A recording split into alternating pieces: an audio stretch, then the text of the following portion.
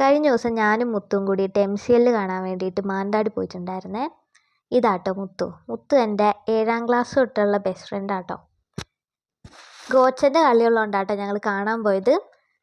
അപ്പം ഞങ്ങൾ ചെന്നിട്ട് കുറേ കഴിഞ്ഞാട്ടോ ഞങ്ങൾ ഗോഡ്സനെ കാണണേ. ഞങ്ങൾ കുറേ അന്വേഷിച്ചാണ് തപ്പി കണ്ടുപിടിച്ചെടുത്തത്. ഞങ്ങൾ സ്ഥിരം PSC എഴുതാൻ പോകുന്നൊരു സെൻറ്ററും കൂടി ആട്ടോ ഈ ഗവൺമെൻറ് സ്കൂള്.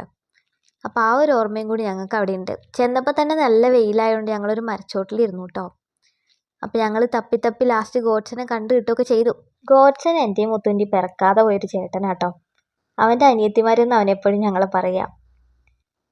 കുറേ നേരം ഞങ്ങൾ അവിടെ ഇരുന്ന് വർത്താനമൊക്കെ പറഞ്ഞ് കളിയൊക്കെ കണ്ട് പിന്നെ ഒരു 3 മണിയൊക്കെ ആയപ്പോഴാട്ടോ ഞങ്ങൾ തിരിച്ച് ഇറങ്ങാൻ നോക്കണേ. അപ്പം അവൻ ഞങ്ങളെയും കൊണ്ട് ഫുഡ് കഴിക്കാൻ വേണ്ടിയിട്ട് മാനന്തവാടി തന്നെയുള്ളൊരു ഹോട്ടലിലേക്ക് പോയിട്ടുണ്ടായിരുന്നു.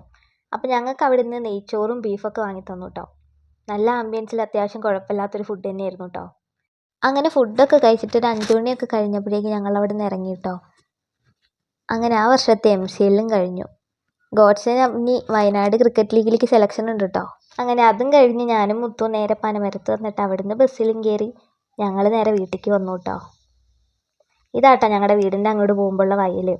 വൈകുന്നേരം ആയതുകൊണ്ട് കാണാൻ നല്ല രസമുണ്ടായിരുന്നു. അങ്ങനെ അതുകൊണ്ട് ഞങ്ങൾ പോന്നു.